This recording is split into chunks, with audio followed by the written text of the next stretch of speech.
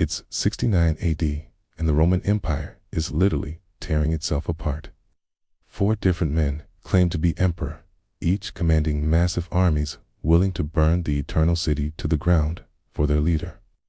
And downright unbelievable battles between Roman emperors that make modern politics look like a peaceful tea party. We're talking about civil wars that reshaped the ancient world, family feuds that ended in assassination, and power struggles so intense they literally split the empire in half.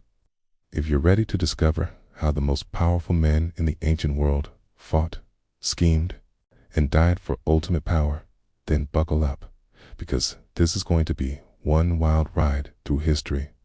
Now, here's where things get interesting. Nero died without an heir, which in Roman terms meant the throne was basically up for grabs. He was respected, experienced, and had the backing of the Spanish legions. These were hardened soldiers who had been instrumental in making and breaking emperors before. Otho didn't just challenge Galba to a duel or start a political campaign. He orchestrated what was essentially a military coup right in the heart of Rome. On January 15, 69 AD, Otho convinced a small group of Praetorian guards to march with him to the Praetorian camp.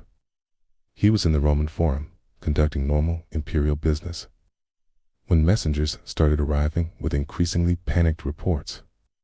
He gathered what loyal forces he could and marched toward the Praetorian camp to confront Otho. The fighting was vicious and personal. These weren't foreign enemies fighting for their homeland. These were Romans killing Romans, with both sides believing they were fighting for the legitimate emperor. This is where the first major battle of our story takes place, and it's important to understand that this was on some massive field engagement with thousands of soldiers. This was brutal, intimate, urban warfare in the streets of Rome itself. The governor of Lower Germany, who commanded some of the most powerful legions in the entire Roman military, Vitellius, looked at the situation and essentially thought, if Otho can kill an emperor and take the throne, why can't I kill Otho and take it for myself? First, they told him there was some kind of disturbance in the city. He was a military man through and through, someone who had earned his position through competence rather than political maneuvering. His legions in Germany were some of the toughest in the empire, hardened by constant warfare against Germanic tribes. The battle itself was absolutely massive by ancient standards, with tens of thousands of soldiers on each side. Both sides were evenly matched in terms of equipment and training, which meant the battle came down to pure determination and luck. The Germanic legions of Vitellius had a slight advantage in experience, but Otho's forces were fighting for an emperor who had just proven he could reward loyalty with power and wealth. But what made it truly horrifying was the fact that these were all Roman soldiers, many of whom had served together in previous campaigns, now trying to kill each other. These were unpampered city soldiers. They were professional killers who had been fighting real enemies for years. Instead of fighting to the bitter end or fleeing to gather new forces, he chose to commit suicide. Instead, it would be a prolonged campaign that would drag on for months and involve multiple armies fighting across different parts of the empire. This was a civil war on a scale that Rome had never seen before, and it would fundamentally change how the empire was governed. Its reasoning was that he didn't want to prolong a civil war that was tearing the empire apart. In his suicide note, he wrote that he was dying so that Rome could have peace. But before we get to that massive confrontation, we need to understand the personalities involved, because this wasn't just about military strategy. It was about ego, ambition, and the fundamental question of what kind of man deserved to rule the Roman Empire. However, the cycle of violence wasn't over. It was just getting started. Because while Vitellius was fighting Otho in northern Italy, another claimant to the throne was gathering his forces in the eastern provinces of the empire. The disciplined German legions began to break through Otho's battle lines. And once a hole appeared in ancient formation warfare, it was almost impossible to repair. Otho's soldiers began to retreat, then to run, and finally to surrender or scatter. Then They reported that the Praetorian Guard was in revolt. He was an experienced general, a competent administrator, and he had the backing of the Eastern legions, who respected his leadership. Most importantly, he had something that none of the other claimants possessed: time to plan carefully and build a strong base of support before making his move. He was known for his vanity. He allegedly wore a wig and shaved his body daily, which was considered quite unusual for a Roman man. But underneath this seemingly soft exterior was a ruthless politician who understood how to use violence to achieve his goals. This wasn't just a battle between two ambitious men. This was a fundamental test of what the Roman Empire would become. Would it be ruled by political schemers who could manipulate the Praetorian Guard, or by military commanders who had the loyalty of the frontier legions? He had shown he was willing to orchestrate the murder of an emperor. And he was about to prove he was willing to fight a civil war to keep the throne he had seized. Galba himself was in his 70s and could physically lead from the front the way younger commanders might. Whether he actually said these words, or whether they read a later embellishment by historians trying to give him a noble death, the message was clear. He was choosing to die as an emperor rather than live as a fugitive. As his forces began to collapse around him, Galba made a final, desperate decision that would define how he was remembered by history. His reign had lasted exactly 7 months and 7 days. But here's the thing about violent coups: they create precedents that are very hard to break.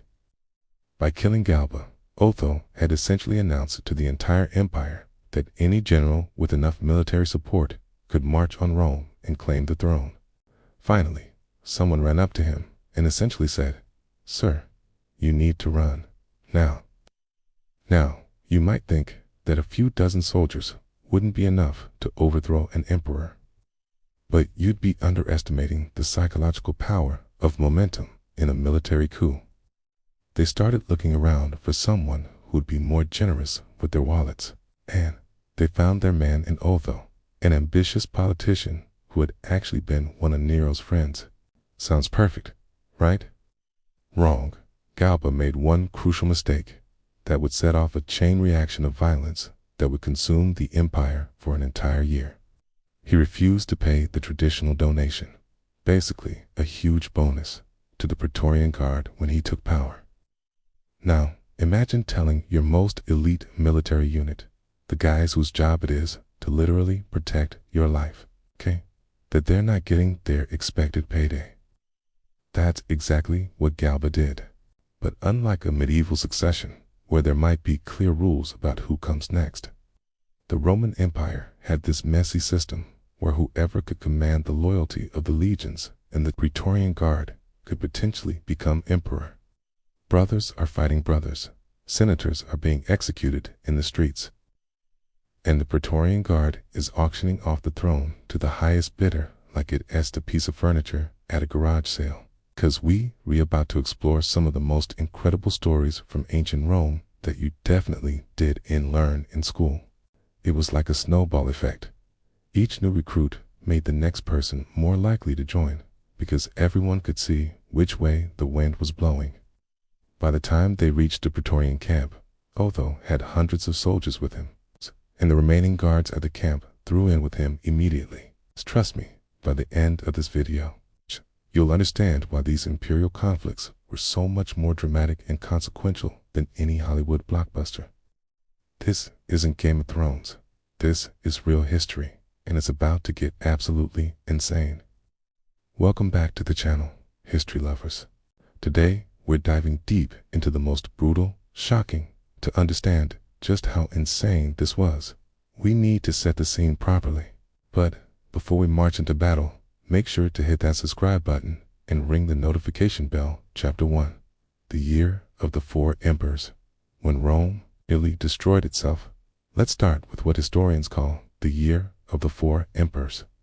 A period so chaotic and violent that it nearly brought down the entire Roman Empire. It's 68 AD, and Nero, the infamous emperor who allegedly fiddled while Rome burned, has just committed suicide after a massive rebellion. Enter Galba, an aging senator who seemed like the obvious choice.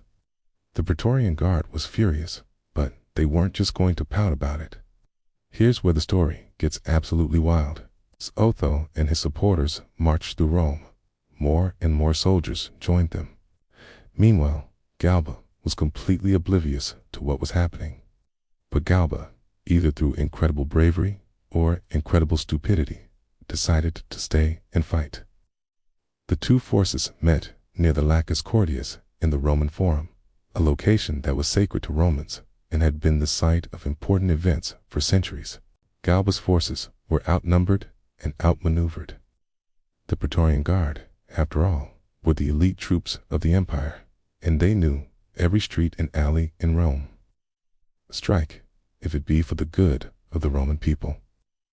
Instead of fleeing or surrendering, Galba exposed his neck to his enemies and allegedly said, Praetorian Guard named Camurius struck the killing blow, and Galba's head was cut off and paraded through the streets of Rome on a spear. Otho's victory celebration was short-lived because news of Galba's death spread rapidly throughout the empire and it reached the ears of Aulus Vitellius. The stage was now set for what would become known as the Battle of Bedriacum, one of the most significant and brutal civil war battles in Roman history. Cotto was a fascinating character who had lived a life of luxury and excess under Nero. Vitellius, on the other hand, was a different type of person entirely. The two armies began moving toward each other in early 69 AD, and the entire empire held its breath. The armies met at Bedriacum, a small town in northern Italy that would become synonymous with Roman civil war. The fighting began at dawn and continued throughout the day. As the day wore on, it became clear that Vitellius's forces were gaining the upper hand. But here's where Otho made a decision that surprised everyone, including his enemies. This act of apparent nobility earned Otho respect from later historians, but it also meant that Vitellius was now emperor. Vespasian was commanding the Roman legions that were fighting the Jewish rebellion in Judea, and he had been watching the chaos in Rome with growing concern. The battle between Vitellius and Vespasian wouldn't be a quick urban coup or a single decisive engagement. Chapter 2. The Flavian Conquest. How Vespasian crushed his enemies now. Let's talk about Vespasian's rise to power, because this is where our story transforms from a series of quick coups into a full-scale military campaign that would reshape the entire Roman Empire. Vespasian wasn't just another ambitious politician trying to grab power. He was a seasoned general who understood that lasting victory required careful planning, strong alliances, and absolutely ruthless execution. When Vespasian first heard about the chaos in Rome, he was in the middle of besieging Jerusalem during the First Jewish-Roman War. This was a brutal conflict that had been raging for several years. Vespasian had been methodically crushing Jewish resistance with a kind of systematic efficiency that would make him a formidable opponent in a civil war. But here's the brilliant part. Instead of immediately abandoning his campaign to rush back to Rome, Vespasian took the time to secure his position and build an unstoppable coalition. First, he made sure that his son Titus could continue the siege of Jerusalem without him. Cianus was a clever politician who understood that supporting Vespasian was likely to be more profitable than remaining neutral or backing Vitellius. This might seem like a strange decision. Why not wait until all his forces were assembled for one massive campaign? The answer reveals just how sophisticated Vespasian's strategic thinking was. He understood better than anyone how brutal and effective Vespasian could be as a military leader. When Vespasian's representatives approached him, Alexander didn't just agree to support him.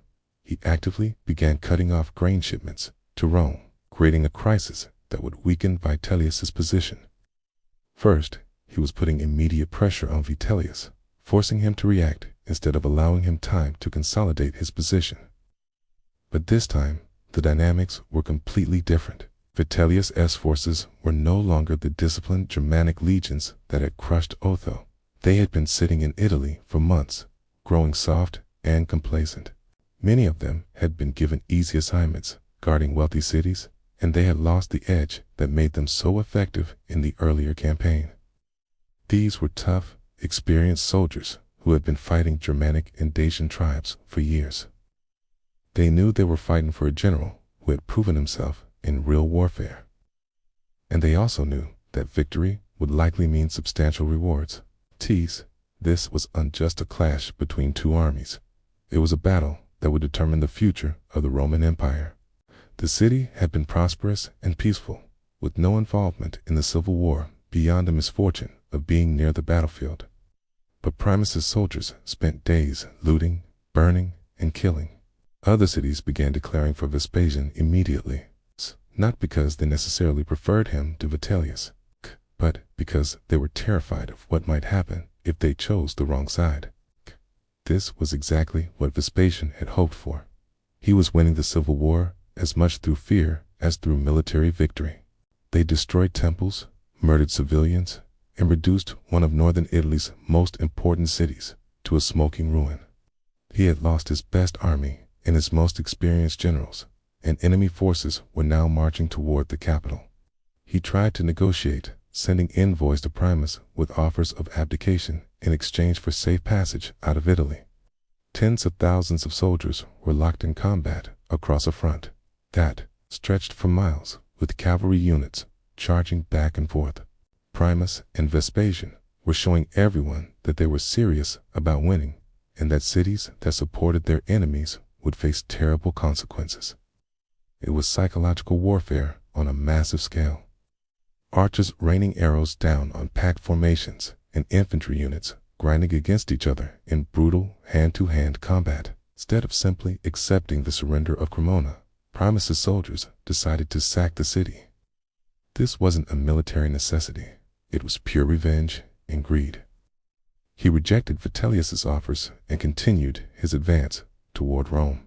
The stage was now set for what would be the final and most dramatic battle of the Year of the Four Emperors, the battle for Rome itself. The soldiers had been fighting a civil war for months. They had seen friends killed by fellow Romans, and they wanted to take out their frustrations on someone. The battle began in the early morning darkness, and both sides initially struggled to identify a friend from foe in the chaos. Ancient battles were often decided by the death or wounding of key leaders, because communication was so difficult that the loss of a commander could lead to confusion and collapse.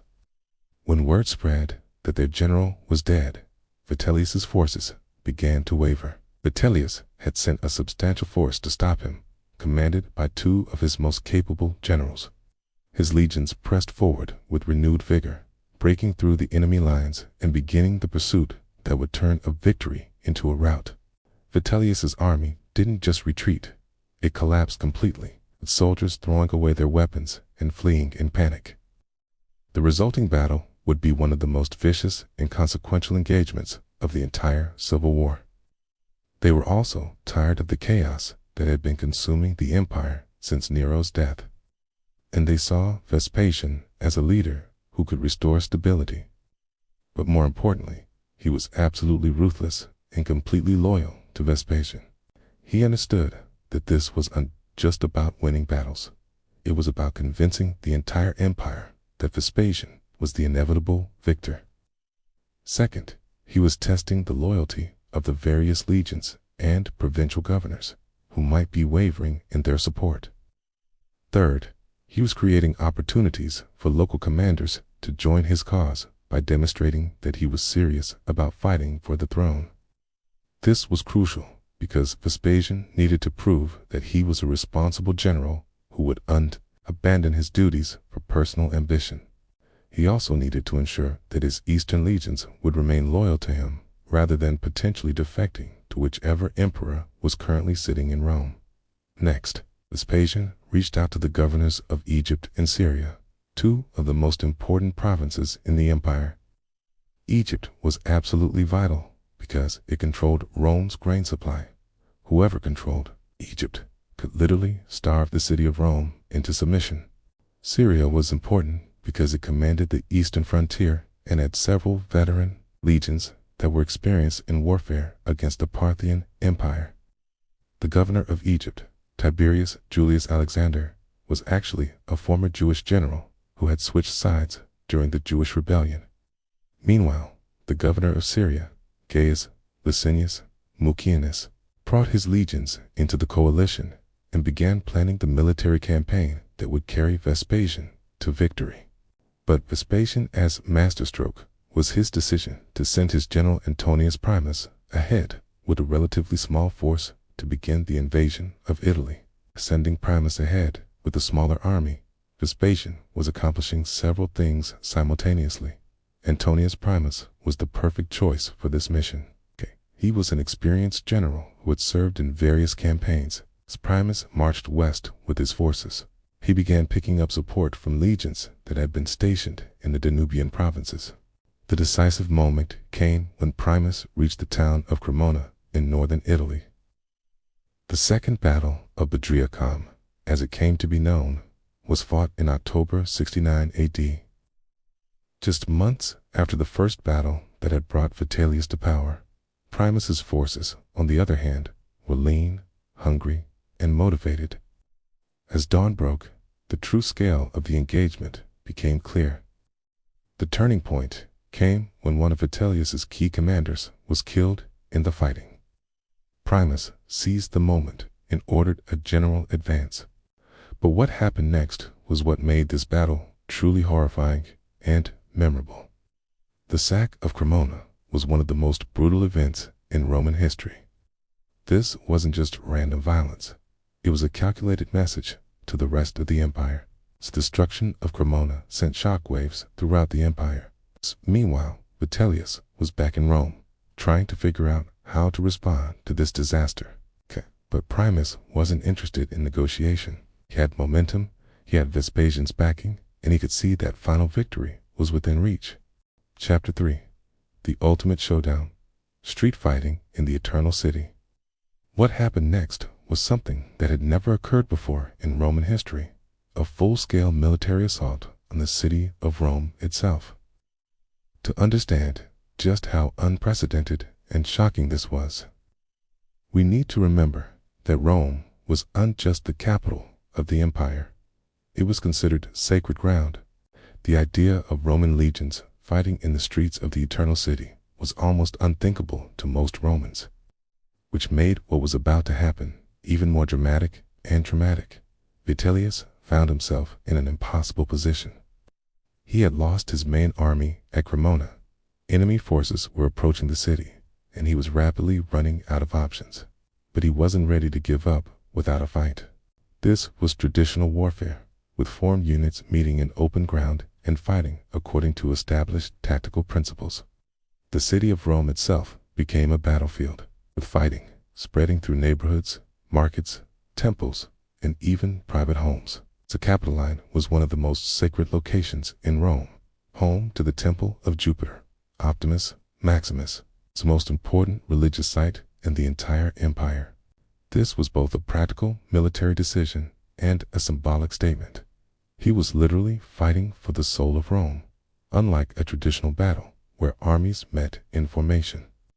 This was small unit combat, where soldiers were fighting face to face, often with swords and daggers rather than spears and shields. There were no clear battle lines, no organized retreats, and no mercy for the defeated. The temple had stood for centuries as a symbol of Roman power and divine favor. Its destruction during a civil war seemed to many Romans like a sign that the gods had abandoned the empire, or that the empire itself was doomed. This wasn't a formal military operation. It was more like a mob seeking revenge. The soldiers were angry, exhausted, and eager to finish what they had started. They knew that as long as Vitellius was alive, there was a chance he could rally support and continue the civil war. The fire could be seen from miles away, and Romans throughout the city watched in horror as their most sacred building was consumed by flames. Vespasian was now the undisputed emperor, but he had won his throne through violence on a scale that the empire had never seen before. Civil war had demonstrated that the Roman military was powerful enough to destroy Rome itself, and that realization would influence imperial politics for centuries to come. Romans were killing Romans in the shadow of their most sacred temple. The precedent had been set that emperors could be made and unmade through military force. and future ambitious commanders would remember the lessons of 69 AD, the year of the four emperors, had shown that the throne was available to anyone who could command enough legions and was willing to use them against fellow Romans.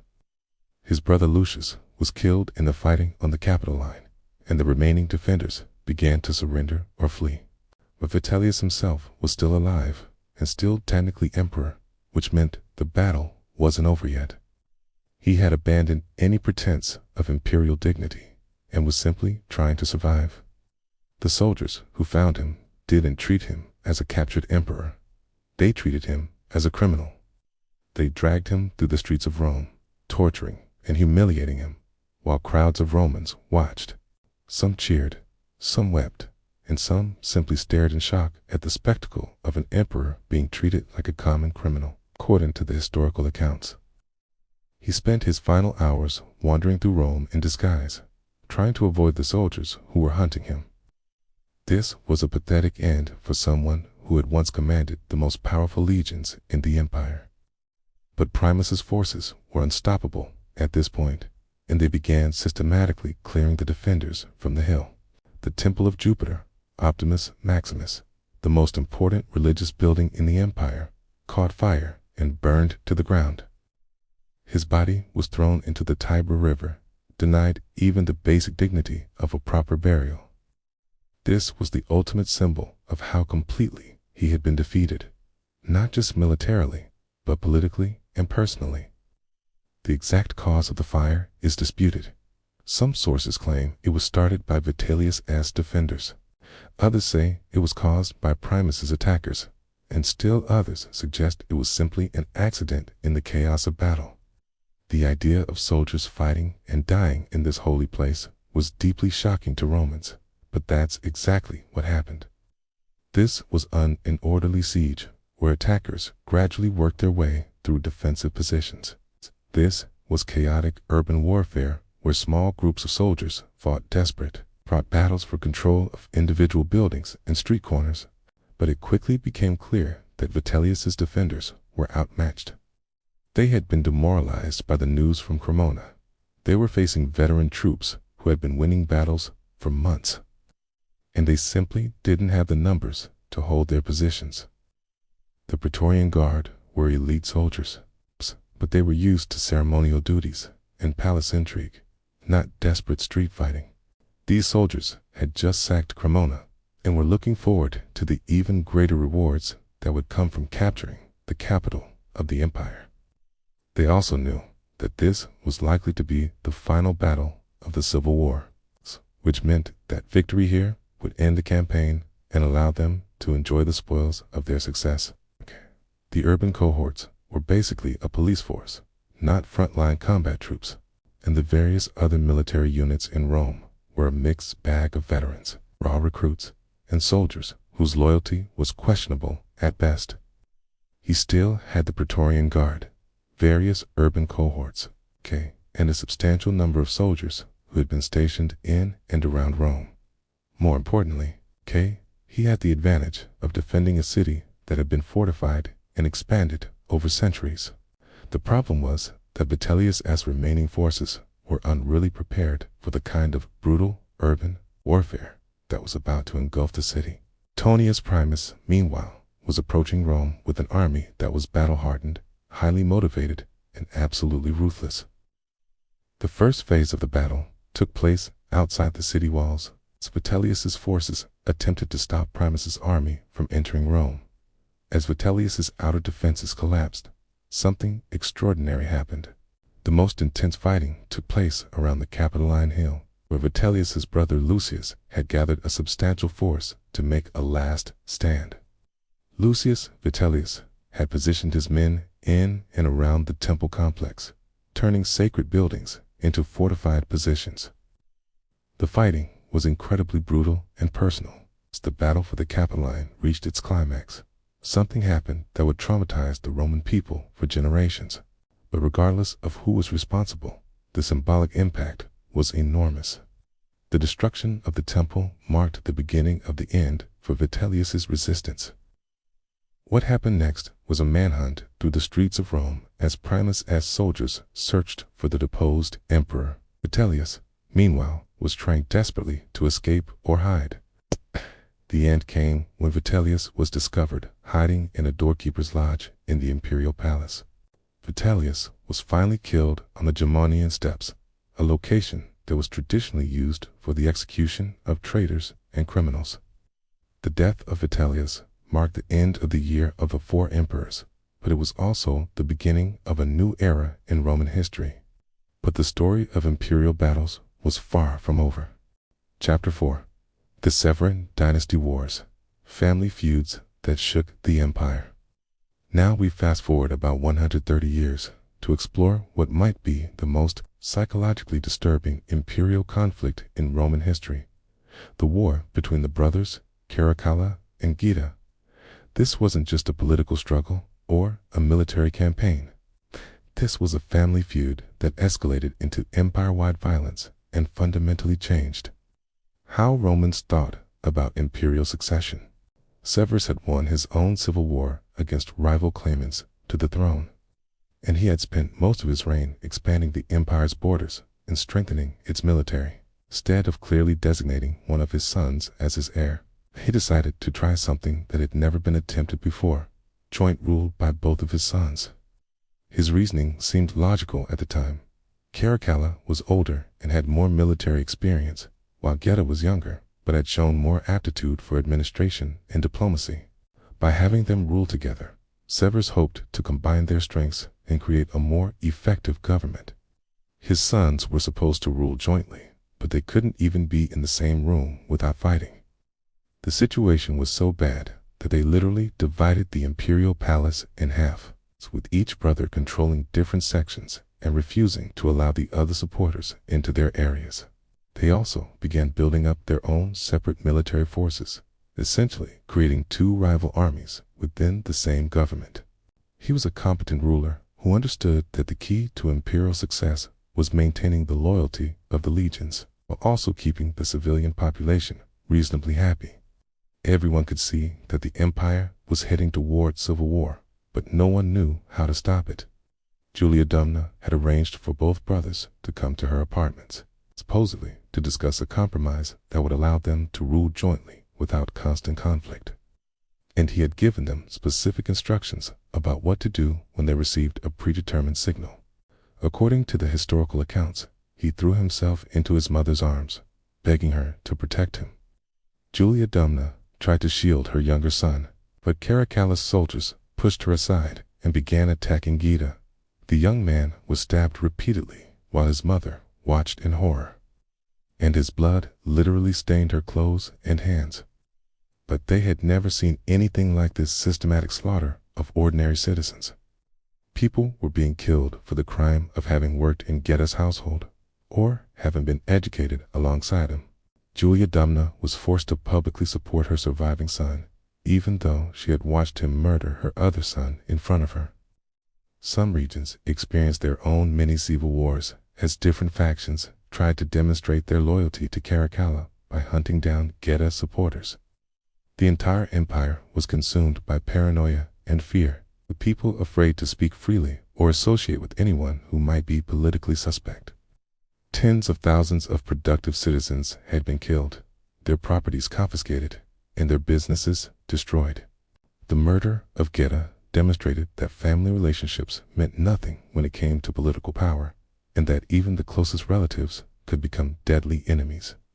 Future emperors would remember this lesson and take steps to eliminate potential rivals before they could become threats. The constant fear and uncertainty made it difficult for trade and commerce to function normally. The precedent had been set that emperors would kill their own relatives to secure their position. And this precedent would influence imperial politics for the next century. The empire was essentially eating itself from the inside, destroying the very people and institutions that made it prosperous and stable. She continued to appear at public ceremonies and to fulfill her duties as empress. Contemporary accounts describe him as becoming increasingly paranoid and unstable, constantly worried about assassination attempts and surrounded by bodyguards. who were as much there to protect others from him as to protect him from others. He began to identify himself with Alexander the Great and other military heroes, apparently trying to create a new identity that would overshadow his reputation as a fratricidal murderer. Akantasa suggests that she was deeply traumatized by what she had witnessed, and was basically going through the motions of imperial life. The message was clear. Association with the wrong political faction could be a death sentence. As soon as he entered his mother's apartments, he gave that signal, and his soldiers moved to secure the building and prevent anyone from escaping. He ordered that all statues and portraits of Geta be destroyed, that his name be chiseled off public inscriptions, and that anyone who mentioned him be punished. This was damnatio memoria. The systematic attempt to remove someone from historical memory is taken to an extreme that had never been seen before. Geta arrived first and was waiting with his mother when Caracalla entered with a small group of supporters. Caracalla was reaching out to Germanic tribes along the northern frontier, while Geta was making overtures to the Parthian Empire in the east. Caracalla knew that his brother had many supporters throughout the empire, and he was determined to eliminate all of them before they could organize any kind of resistance. What followed was a systematic campaign of assassination and execution that rivaled anything that had happened during the worst periods of imperial history. This was not just about domestic politics. This was about potentially bringing foreign enemies into a Roman civil war, which could have destroyed the empire entirely. This included not just political supporters and military officers, but also servants, teachers, friends, and even people who had simply been seen talking to Geta in public. The scope of the purge was unprecedented. Historians estimate that between 20,000 and 30,000 people were killed in the months following Geta's assassination. The two brothers were both legitimate heirs with equal claims to the throne, and each had substantial military and political support. She arranged a meeting in her private apartments, hoping that she could convince them to find some way to share power, or at least stop actively working against each other. This meeting would become one of the most infamous events in Roman history. Any attempt to resolve the conflict would require choosing sides, which could easily trigger the very civil war that everyone was trying to avoid. To understand just how twisted this story becomes, we need to start with their father, Septimius Severus, who was actually a brilliant and successful emperor. But Severus made one crucial mistake that would have catastrophic consequences for the empire. Severus was an experienced politician who understood power better than almost anyone, but he apparently failed to recognize that his sons genuinely hated each other. Scaced, well-educated, and had significant influence over imperial policy. Scaced, she was also deeply religious and believed that she could use her maternal authority to force her sons to reconcile. What she did and realized was that Caracalla had already decided that the only solution to their conflict was to eliminate his brother entirely. This wasn't just normal sibling rivalry. This was deep, personal animosity that had been building for years. This decision reveals something important about how intelligent people can make terrible choices when it comes to family dynamics. Caracalla was the older brother, which gave him certain advantages, but Geta was reportedly more intelligent and charismatic, which made him seem like a potential threat. Each brother had developed his own faction of supporters within the imperial court, and these factions had been quietly working against each other for years. The hatred between Caracalla and Geta went back to their childhood, and it had been exacerbated by the fact that they were constantly being compared to each other by their parents, their teachers, and the court. When Severus died in 211 AD, he left behind what amounted to a ticking time bomb. The Roman people and the provincial governors watched this situation with growing alarm. What made the situation even more dangerous was that both brothers were actively trying to build alliances with foreign powers. The breaking point came when their mother, Julia Dumna, attempted to mediate between her sons. Julia Dumna was an extraordinary woman who had been a major political figure throughout her husband's reign. The meeting took place in February 212 AD, just a few months after their father's death.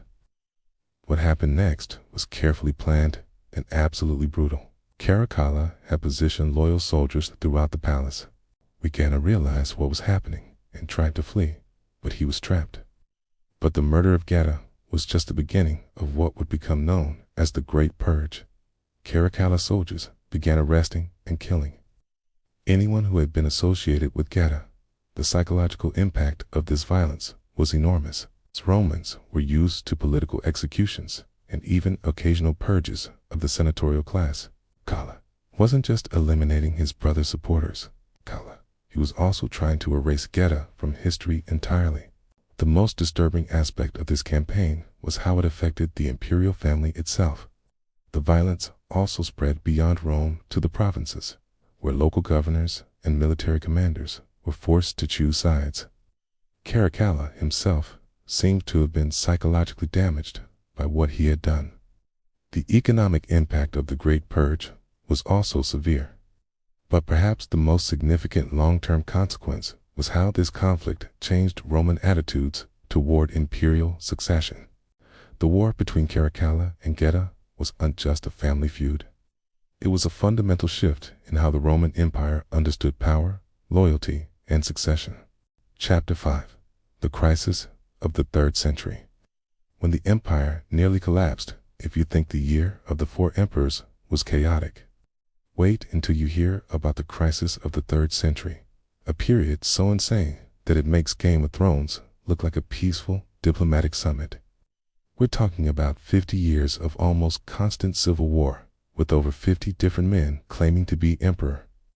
The empire literally splitting into 3 separate pieces, and barbarian invasions that brought Rome to the brink of total collapse. The crisis began in 235 AD, when Emperor Alexander Severus was murdered by his own soldiers during a campaign against Germanic tribes. Now, emperor assassinations weren't particularly unusual in Roman history, but what made this different was what happened next. He was reportedly over 8 feet tall, incredibly strong, and absolutely terrifying in combat.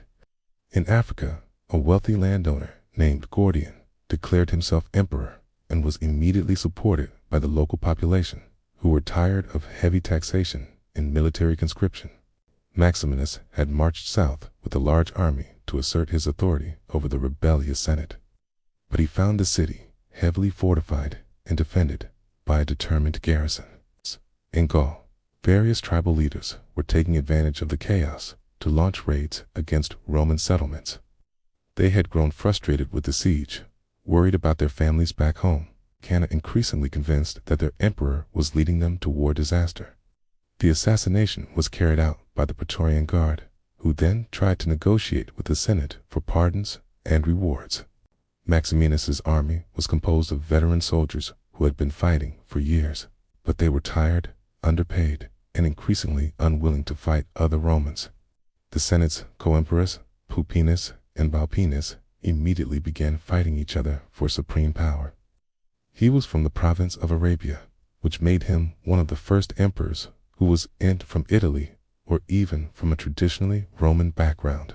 You starting to see the pattern here?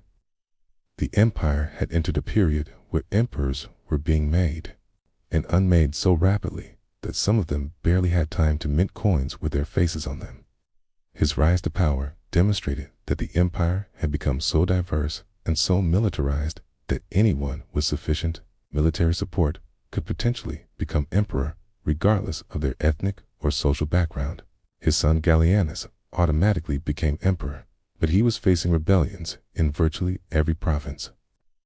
The Gallic Empire wasn't just a rebellion, it was a fully functioning alternative Roman state, complete with its own emperors, its own legions, and its own administrative system. It lasted for about 15 years, and at its height, controlled nearly a third of the Roman Empire's territory. The situation was so desperate that parts of the empire began declaring independence and setting up their own regional governments. Aurelian was a military genius who understood that the empire could only be saved through decisive military action.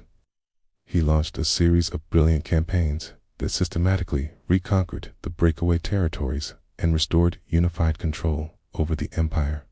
What made this victory particularly significant was that it demonstrated that the Roman military was still capable of defeating major enemy forces when properly led and motivated.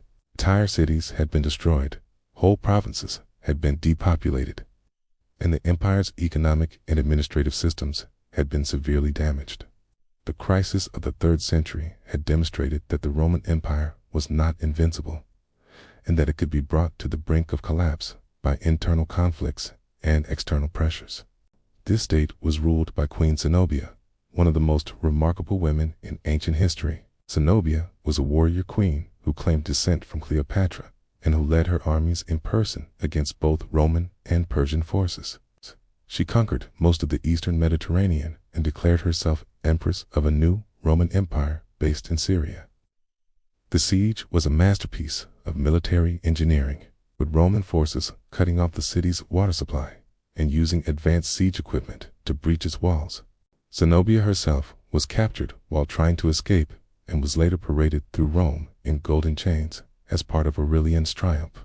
The Praetorian Guard, realizing that they were in a position to kingmake, decided to eliminate both of them and install a 13-year-old boy named Gordian III as emperor. This was not just a political crisis. It was an existential threat to the entire concept of Roman civilization. These carvings show the Roman emperor kneeling before the Persian king, an image that would have been absolutely shocking to Roman viewers. Some accounts suggest that Scipi used Valerian as a human footstool when mounting his horse, and that after the emperor's death, his skin was stuffed and displayed as a trophy. As the siege dragged on for months, discipline began to break down. This was unprecedented in Roman history. No emperor had ever been taken prisoner by a foreign enemy.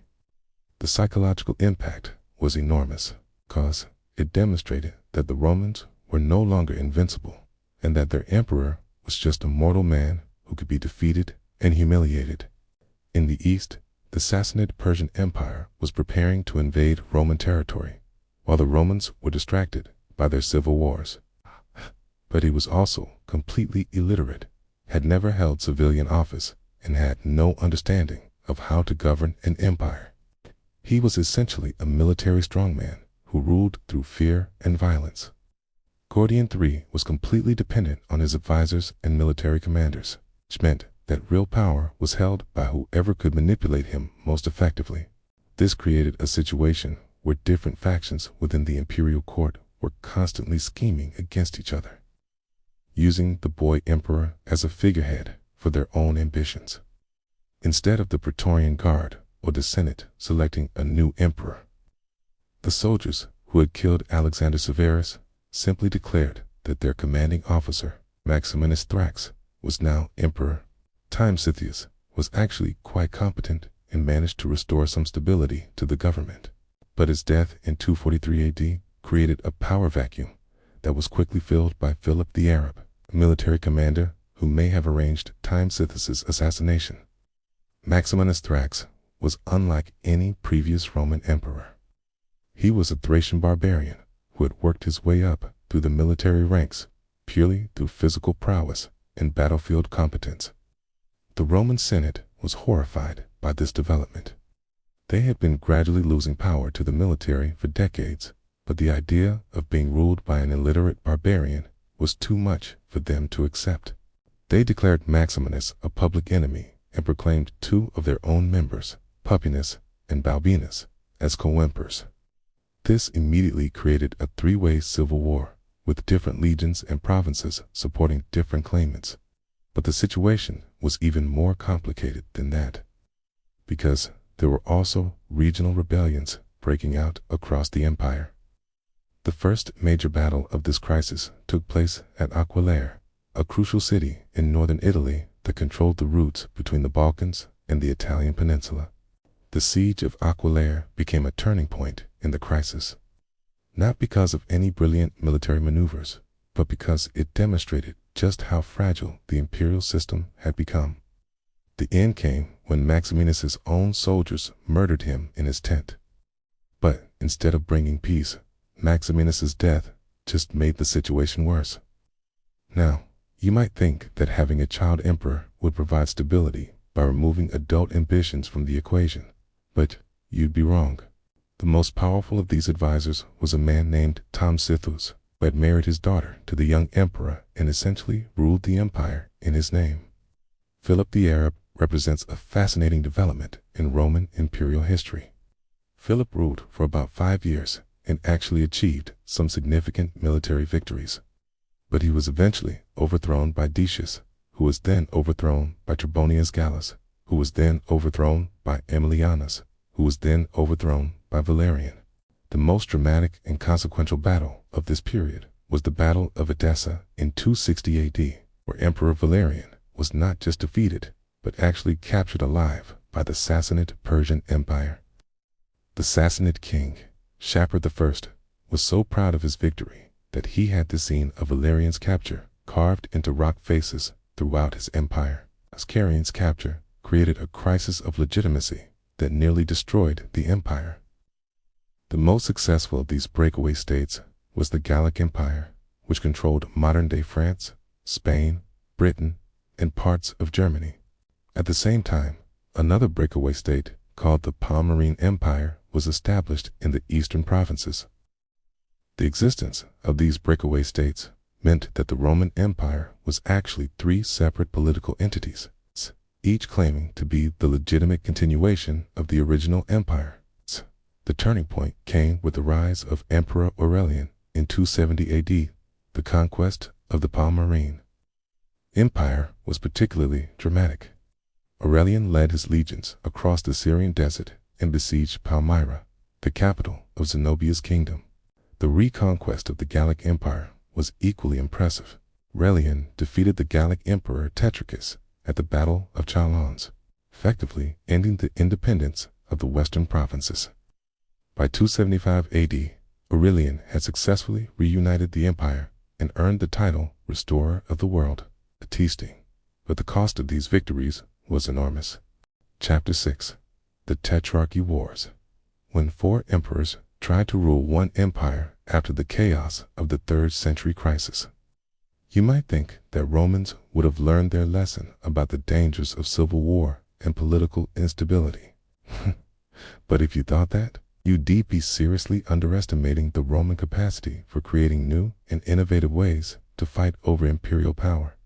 His reasoning was logical and sophisticated. The Roman Empire had become too large and complex for any single person to govern effectively. Each Augustus had a Caesar, who served as both a subordinate commander and a designated heir. When an Augustus died or retired, his Caesar would automatically become the new Augustus and would appoint his own Caesar. It was elegant, efficient, and seemed to solve the fundamental problem of imperial succession. Constantine was essentially saying that hereditary succession was more important than the formal structures that Diocletian had created. But the situation became even more complicated when Maxentius, son of the retired Emperor Maximian, also declared himself Augustus in Rome, claiming that he was the rightful heir to his father's position. By dividing power between 4 rulers, 2 senior emperors called Augusti and 2 junior emperors called Caesars, he could ensure that there would always be experienced leaders available to handle crises, and that succession would be smooth and predictable. The official tetrarchy system still existed, with Galerius and Maximian Dea as the legitimate Augusti. The citizens of Rome had torn up paving stones to create barricades. They had stockpiled weapons. These weren't cowardly soldiers abandoning their posts. These were experienced veterans who had served under Maximian, Maxentius's father, and who felt more loyalty to his family than to the abstract concept of the tetrarchy. As his army melted away around him, Severus was forced to retreat and eventually surrender and supplies, and they were genuinely prepared to fight to the death to defend their chosen emperor. A legitimate Augustus, backed by the official imperial system, had been defeated by a usurper who had no legal claim to power. He had spent enormous resources on the siege. His army was becoming demoralized. Constantine and Maximian Dea were using the distraction to expand their own territories. The tetrarchy system had completely collapsed. and the stage was set for a series of increasingly complex and brutal civil wars that would determine the future of the Roman Empire. This was just another civil war battle. It was a clash between two completely different visions of what the Roman Empire should become. Galerius, the senior Augustus, was now facing a direct challenge to his authority and to the entire system that he represented. Galerius surrounded the city with multiple army camps, cutting off all supplies and attempting to starve the defenders into submission. His base of support was in Italy and Africa, the wealthy heartland of the empire, and he had the backing of the Roman Senate and the urban population of Rome itself.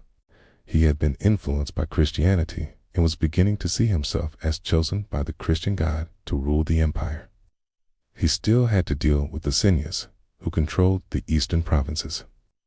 And the final confrontation between these two men would determine whether the empire would remain divided or be reunited under a single ruler. His army was composed primarily of Germanic and Gallic soldiers who were tough, disciplined, and completely loyal to their commander. Maxentius's army was not just defeated, but completely destroyed. And Maxentius himself was killed when he fell from the bridge into the Tiber River. Constantine entered Rome as the undisputed master of the Western Empire, and he immediately began implementing the religious and political changes that would transform the empire forever. Constantine approached Rome from the north, forcing Maxentius to come out of the city to meet him. The two armies met at the Milvian Bridge, a crucial crossing point over the Tiber River that had been the site of important battles throughout Roman history. But Maxentius had prepared for this possibility by stockpiling grain and other supplies, and he was able to maintain his resistance for months. He gathered a massive army and marched on Rome, determined to crush Maxentius and restore the official tetrarchy. This demonstrated that the tetrarchy was only as strong as the military support behind it, and that popular legitimacy could be more powerful than constitutional authority. But Constantine controlled Britain and Gaul. Maxentius controlled Italy and Africa, and everyone was preparing for war. Enter Diocletian, one of the most brilliant and transformative emperors in Roman history. This should have been a straightforward military operation. Severus had the larger army and the backing of the official imperial system. Galerius emphasized his role as the official Augustus and his commitment to the reforms of Diocletian. Maxentius, on the other hand, presented himself as the defender of the eternal city and the protector of traditional Roman values. But Maxentius had something even more valuable. He had the support of the Roman people, who were tired of being heavily taxed by distant emperors and wanted a ruler who would actually live in their city, who came up with what seemed like a perfect solution to the succession problem, and accidentally created the conditions for some of the most complex and brutal civil wars the empire had ever seen. Severus's army was composed of professional soldiers who were fighting for duty and pay, while Maxentius's forces included not just regular troops, but also civilian volunteers who were fighting for their homes and families. This assumption proved to be catastrophically wrong when Diocletian retired in 305 A.D., and the carefully constructed system began to collapse almost immediately. Diocletian's solution was called the Tetrarchy, which literally means rule of four. According to the Tetrarchy system, his Caesar, Severus, should have automatically become Augustus and appointed his own Caesar. But Constantius's son, Constantine, had other ideas. He was with his father's army in Britain when Constantius died, and the soldiers immediately proclaimed Constantine as Augustus, completely ignoring the official succession rules. The system worked brilliantly for about 20 years. Diocletian ruled the eastern part of the empire, while his colleague Maximian controlled the west. But there was one crucial flaw in this system that Diocletian apparently did unanticipate. It assumed that ambitious men would be willing to share power peacefully and follow predetermined rules about succession. The first sign of trouble came when Constantius, one of the new Augusti, died suddenly in 306 AD. This was in just a minor violation of protocol. It was a fundamental challenge to the entire tetrarchy system. Okay? Now, we had a situation where there were supposed to be 4 rulers, but there were actually 6 different men claiming imperial authority. The first major confrontation came when the legitimate Augustus Severus marched on Rome to remove the usurper Maxentius. The Battle of Rome in 37 AD was unlike any previous imperial conflict because it was just about military strength. It was about legitimacy and popular support.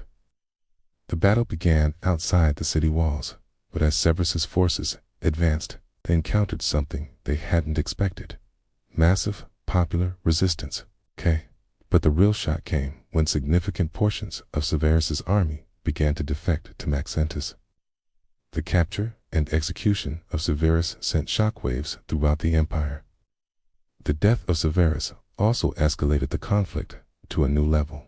The siege of Rome in 307 to 308 AD was one of the most intensive military operations in Roman history.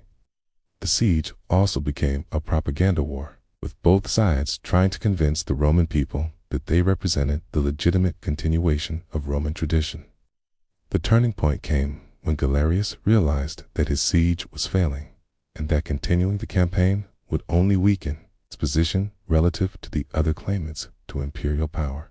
Galerius's decision to abandon the siege and retreat was a major victory for Maxentius, but it also meant that the empire was now permanently divided between multiple competing emperors. The most significant of these wars was the conflict between Constantine and Maxentius, which culminated in the famous Battle of the Milvian Bridge in 312 AD.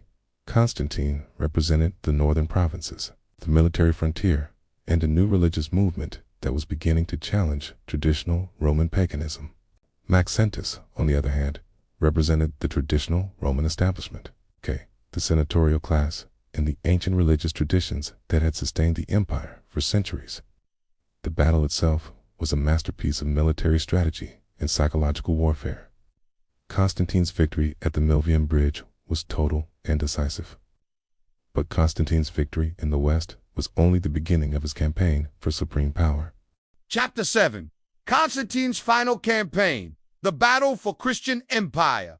The showdown between Constantine and Licinius wasn't just about political power. It was about the very soul of the Roman Empire. Constantine had become the first Roman emperor to embrace Christianity, while Licinius represented the traditional pagan establishment that had ruled Rome for over 1,000 years. Their conflict would determine not just who ruled the empire, but what kind of empire it would become. He had initially been willing to tolerate Christianity, but as his conflict with Constantine intensified, he began to present himself as the champion of the old gods and the protector of ancient Roman traditions. This gave their civil war a religious dimension that made it even more intense and personal than previous imperial conflicts. To understand the significance of this confrontation, we need to appreciate just how radical Constantine's conversion to Christianity was. They saw themselves as the guardians of the customs and beliefs that had made Rome the greatest empire in history. For them, Constantine wasn't just a political rival. He was a religious revolutionary who was trying to destroy everything they held sacred. Constantine's victory demonstrated that Christian soldiers could defeat pagan armies, which gave enormous encouragement to Christians throughout the empire. At the same time, Licinius's defeat convinced many traditional Romans that their gods were abandoning them, which led to a crisis of confidence in the old religious system. For centuries, the Roman Empire had been built on the foundation of traditional Roman religion, with the emperor serving as the chief priest of the state cult. This wasn't just another civil war. It was a crusade to unify the empire under Christian rule. This victory opened the road to Constantinople, the eastern capital, and demonstrated that Constantine had achieved decisive military superiority. This was Licinius's last chance to save his empire in the traditional Roman religious system. He had assembled every available soldier and had positioned his forces in a strong defensive position that should have been nearly impregnable. But Licinius wasn't ready to surrender, and he retreated to Asia Minor to make a final stand. He used his naval forces to outflank the enemy positions, while simultaneously launching coordinated attacks from multiple directions. By making Christianity the official religion of the Roman Empire, Constantine ensured that Christian values and institutions would spread throughout Europe and would eventually become the foundation of medieval and modern Western civilization. The battles between Constantine and Licinius weren't just about political power. They were about the fundamental direction of human history. The battle was essentially over within hours, with Licinius's forces collapsing under the coordinated assault. Constantine's army was larger and better equipped than ever before, and it included not just regular soldiers, but also Christian volunteers who had joined the campaign for religious reasons. But more importantly, it marked the triumph of Christianity over traditional Roman religion. Constantine was now the undisputed emperor of a newly Christian empire, and he would spend the rest of his reign implementing the religious and political changes that would transform Roman civilization forever.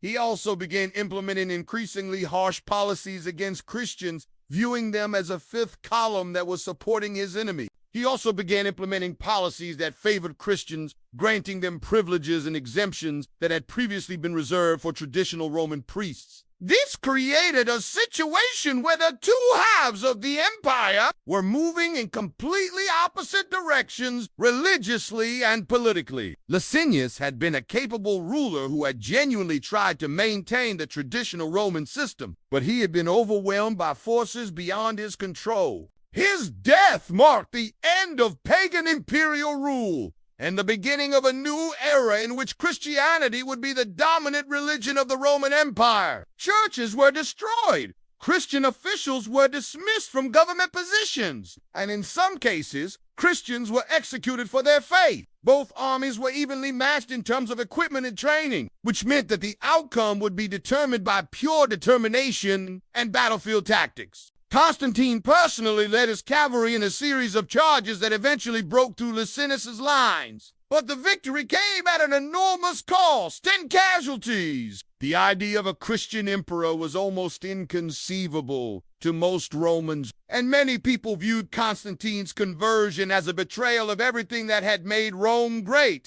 This was a massive engagement involving over 100,000 soldiers on both sides, making it one of the largest battles in Roman history. But what made it truly significant was that it was essentially a battle between two different versions of Roman civilization. Licinius, meanwhile, positioned himself as the defender of traditional Roman values and religious practices. They believed they were fighting a holy war to establish God's kingdom on earth, and this religious motivation gave them an almost fanatical determination. These weren't just professional soldiers fighting for pay. They were crusaders fighting for their faith. The first major battle between Constantine and Licinius took place at Cibele in 314 AD. Constantine's army was filled with Christian soldiers who fought with religious symbols on their shields and banners. Licinius's forces, on the other hand, were fighting to preserve the traditional Roman way of life. The battle itself was incredibly brutal and lasted for an entire day. The aftermath of Cibele was almost as significant as the battle itself. But the war was far from over. Licinius retreated to the eastern provinces, where he began rebuilding his forces and preparing for a final confrontation. Constantine, meanwhile, was consolidating his control over the western provinces and building up his own forces for the final campaign. The decisive moment came in 324 AD, when Constantine launched his final campaign against Licinius. The first major engagement was the Battle of Adrianople, where Constantine's forces completely destroyed one of Licinius's armies. The climactic battle took place at Chrysopolis, across the Bosphorus from Constantinople. But Constantine had learned from his previous battles and had developed new tactics specifically designed to defeat Licinius's defensive strategy. The defeat at Chrysopolis marked the end of Licinius' resistance and the beginning of Constantine's sole rule over the entire Roman Empire. The execution of Licinius in 325 AD was both a personal tragedy and a historical turning point. Constantine's victory also had profound implications for the future of European civilization. Chapter 8. The Disaster of Julian the Apostate. the last pagan emperor's fatal campaign, just when it seemed like Christianity had permanently triumphed in the Roman Empire. Long came one of the most fascinating and tragic figures in all of Roman history, Julian the Apostate. Julian wasn't just any emperor. K was Constantine's nephew, a brilliant philosopher after Constantine's death in 337 AD. K, the empire was divided among his three sons, but this arrangement quickly descended into the kind of family warfare that had become all too common in Roman imperial politics. Constantine's sons systematically murdered most of their male relatives to eliminate potential rivals, including Julian's father, K, and military commander, who had been raised as a Christian but had secretly converted back to the old Roman gods. K. Julian's forces were fighting to restore the old Roman religion, while Constantius's armies were defending the Christian empire that Constantine had established. Julian became the sole emperor without having to fight a major battle, which he took as a sign that the old gods were supporting his cause. He immediately began implementing policies designed to restore paganism and reduce Christian influence throughout the empire. The religious dimension made this conflict even more intense and personal than typical imperial power struggles. The irony is that this isolation probably saved Julian's life, while also giving him the time and motivation to develop his philosophical interests and his growing hostility toward Christianity.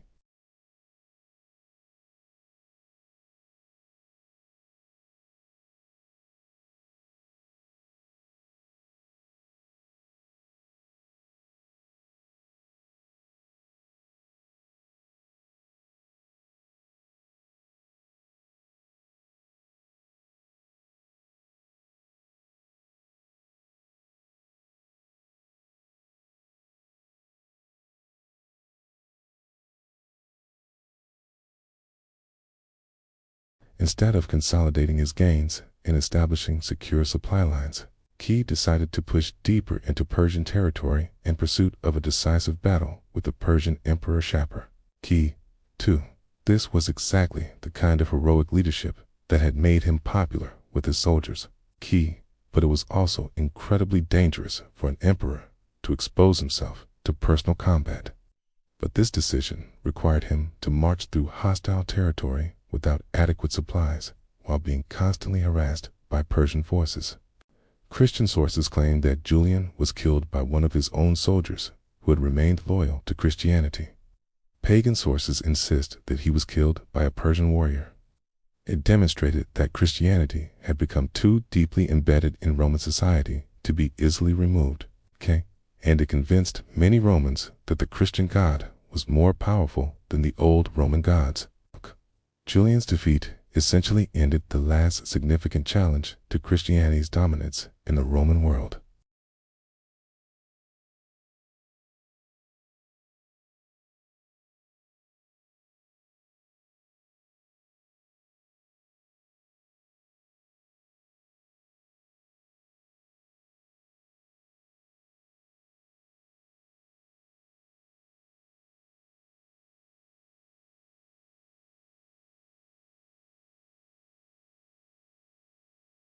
The army that had entered Persian territory as conquerors limped home as defeated refugees, and the dream of a restored pagan empire died with Julian.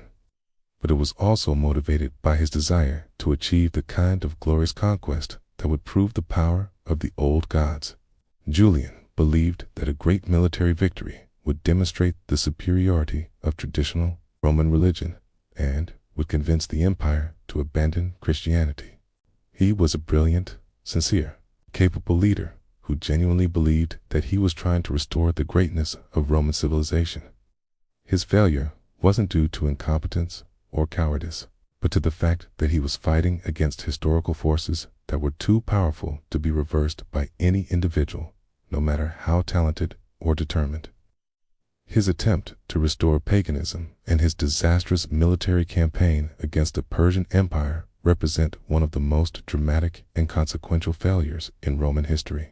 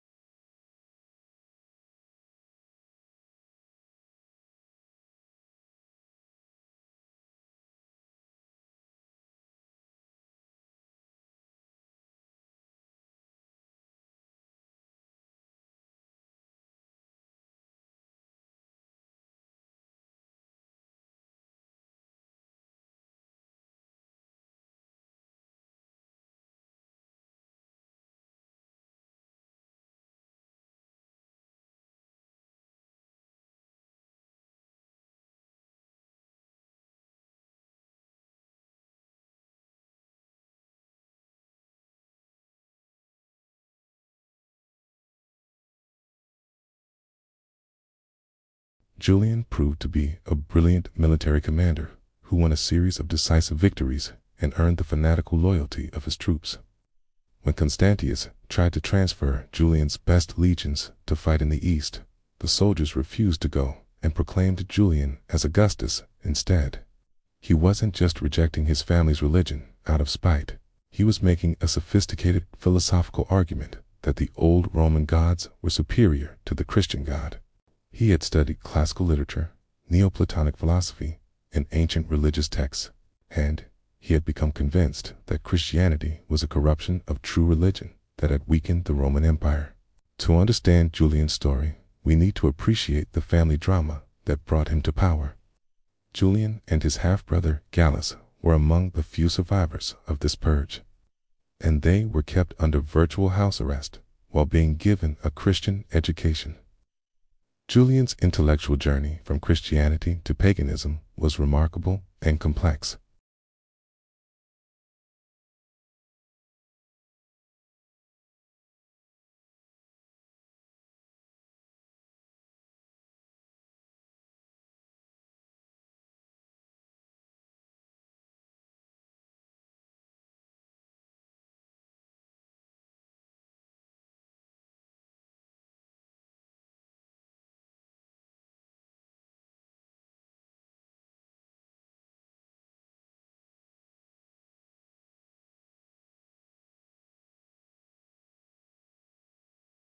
The Persian campaign that began in 363 AD was one of the largest military operations in Roman history. The early stages of the campaign were remarkably successful. Julian's forces advanced rapidly through Persian territory, capturing several important cities and defeating every enemy army that tried to stop them. But Julian made a crucial strategic error that would prove to be fatal. The problems began when Julian's forces reached the heavily fortified city of Ctesiphon, the Persian capital.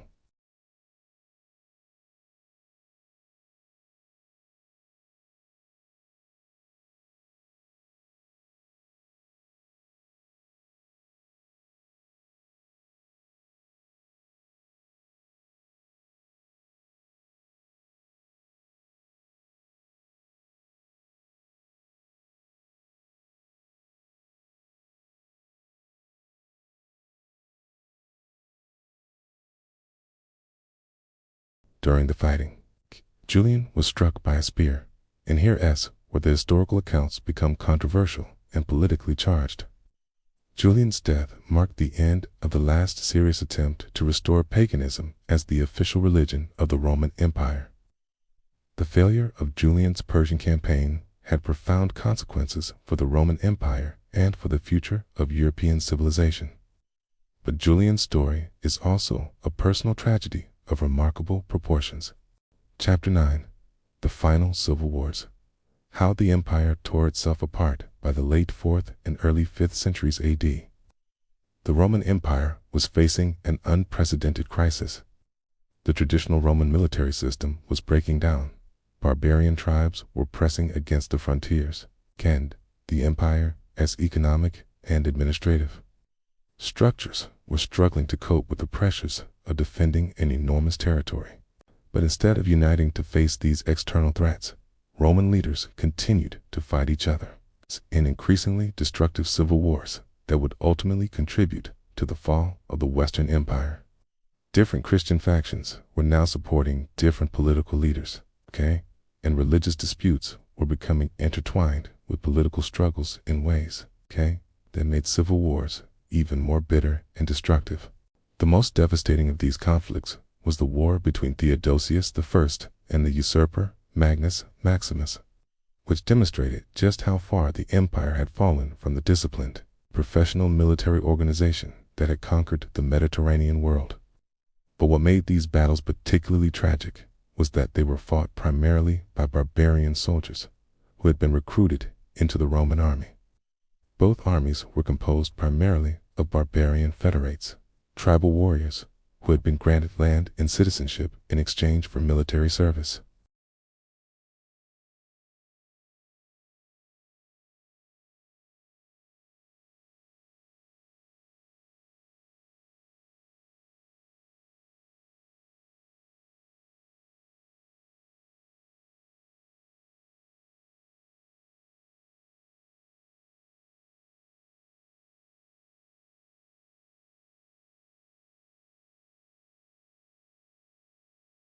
Stilicho was actually quite competent and managed to defend the empire against several barbarian invasions.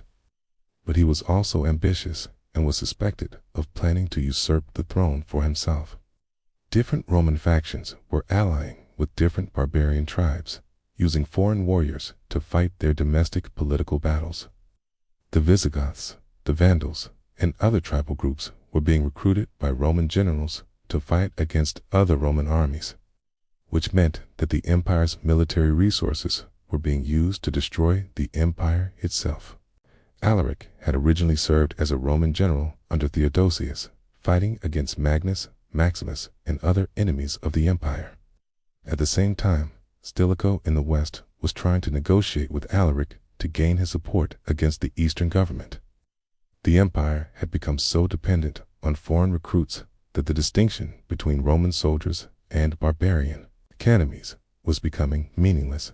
Many of the Romans defending the empire were actually Germanic tribesmen, while many of the barbarians attacking it were former Roman allies who had been betrayed or abandoned by their imperial employers.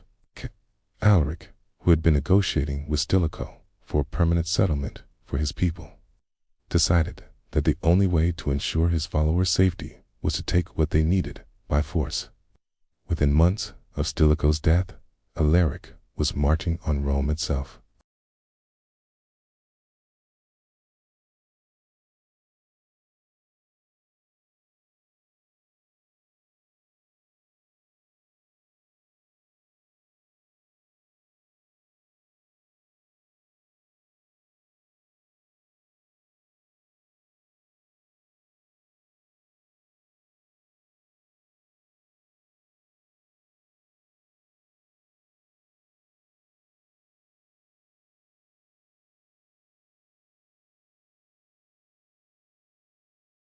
Leaders like Stilicho and Alaric were actually trying to preserve what they could of Roman civilization.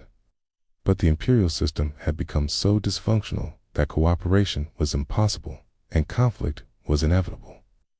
The empire's leaders were so focused on fighting each other that they failed to recognize the existential threat posed by the gradual barbarian takeover of Roman territory and institutions, and dependent on the wisdom and restraint of the people who operate them.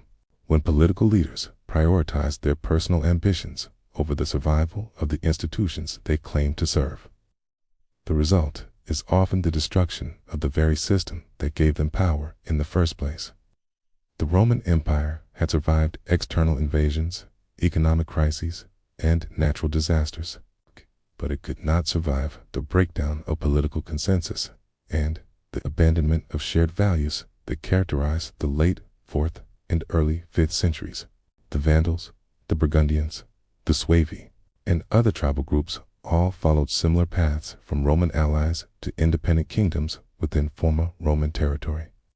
Alaric was untrying to destroy Roman civilization. He was trying to force the imperial government to honor its agreements and provide land for his people. But the weakness of the imperial government, divided between competing factions and lacking reliable military forces, made negotiation impossible and conflict inevitable.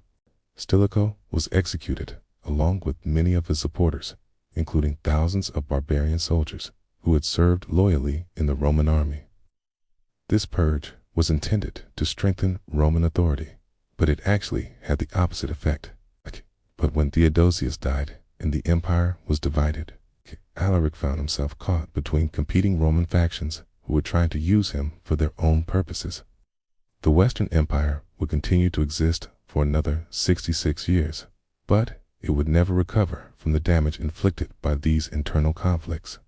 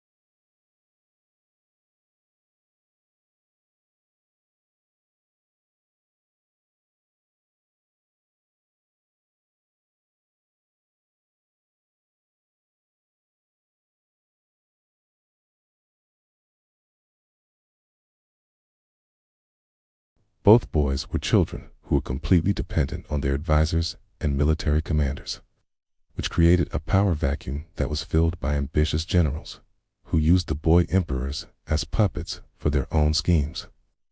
This might sound like a typical usurpation, but Maximus represented something new and dangerous in Roman politics. Maximus had gained control of Britain, Gaul, and Spain, which meant that he controlled nearly half of the Western Empire. He also had the support of many Christians who believed that he was more orthodox in his beliefs than Theodosius. This was just a military threat. It was a challenge to the fundamental legitimacy of the imperial government. He wasn't just claiming the throne for personal ambition, okay? He was positioning himself as the defender of Orthodox Christianity against what he claimed were the heretical beliefs of the official imperial government. The religious dimension of this conflict was particularly significant because it showed how Christianity, which had been intended to unify the empire, was actually becoming a source of division and conflict. Theodosius I, the legitimate emperor, was facing a crisis that went far beyond a simple military rebellion. The war between Theodosius and Maximus was fought primarily in the Balkans, where both armies met in a series of battles that would determine the future of the empire. The Battle of Save in 388 AD was the decisive engagement of this war, and it perfectly illustrated how much the Roman military had changed. The battle itself was won by Theodosius, but the victory came at an enormous cost. The execution of Maximus marked the end of this particular civil war, but it also marked the beginning of an even more serious crisis. The situation became even worse after Theodosius's death in 395 AD, when the empire was divided between his two young sons, Arcadius in the east and Honorius in the west. The most powerful of these generals was Stilicho, a half-barbarian commander who had married into the imperial family and who effectively ruled the Western Empire in Honorius's name.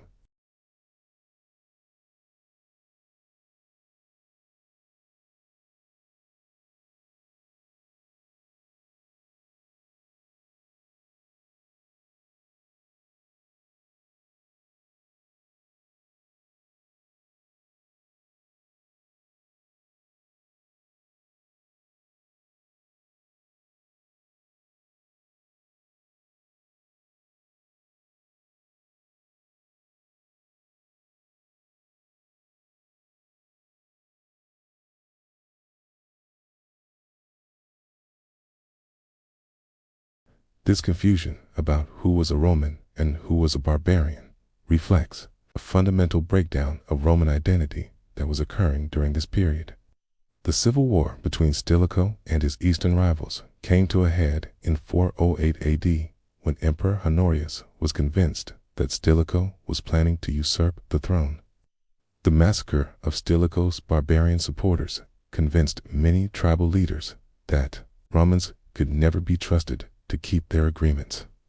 The siege and sack of Rome in 410 AD was the direct result of these civil wars and the breakdown of the Roman military system.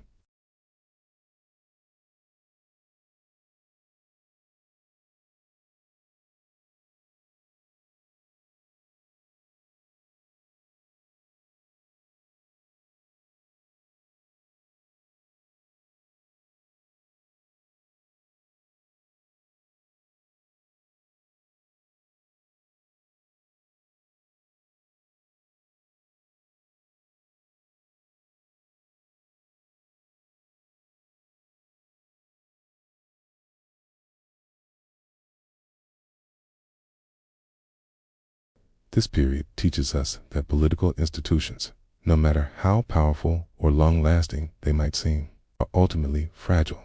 The final civil wars of the Roman Empire represent one of history's great cautionary tales about the dangers of political polarization and the use of violence to resolve domestic disputes.